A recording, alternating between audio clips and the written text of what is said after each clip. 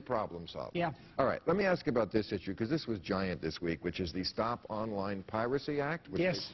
they thought was, yeah, I mean, it did certainly arouse people. They stopped it. The bill is dead. The issue is not.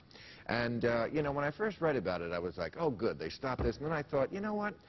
My documentary, my comedy documentary, Religulous, I remember when that was out, and they were pirating it and put it online, and all the money we lost on that. And I was like, you know what? Somebody has to bring up that there is a moral dimension to this. I don't think this is brought up enough. Now, I know that they're saying that apparently this bill would somehow infringe on free speech. I didn't read the bill. I don't know. I don't know if anybody who even has read the bill can predict that. But it seems like it might be a red herring, because people just want to steal because they can. You know, I call it Caucasian looting.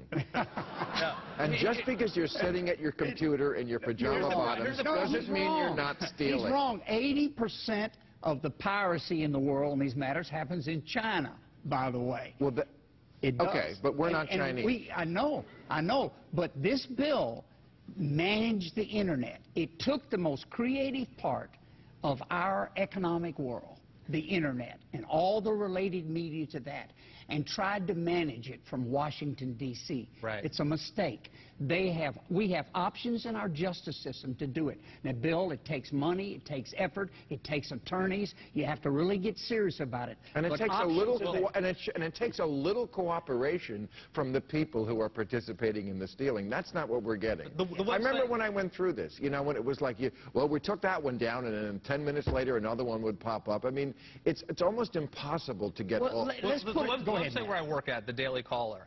Here's our concern would be, I mean, we haven't had the meeting or whatnot, but my concern at least would be, a lot of what we use is user-generated content, okay? And so we could have someone who posts a comment on my blog that somehow infringe on a copyright or whatever, someone who's someone who doesn't work for us but a contributor.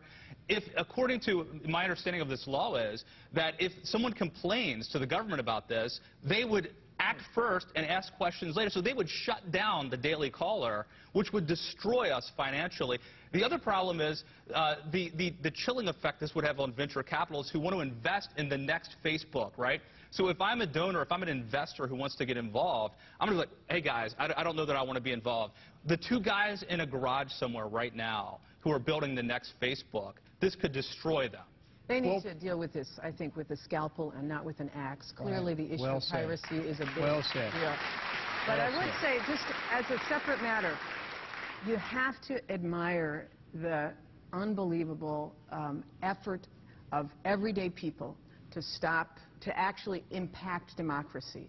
Unlike this, you know, Citizens United and these PACs that have a few people trying to, you know, infiltrate the airwaves, this was people all across the country who were saying to our legislators, we still want free shit. That's what they were saying.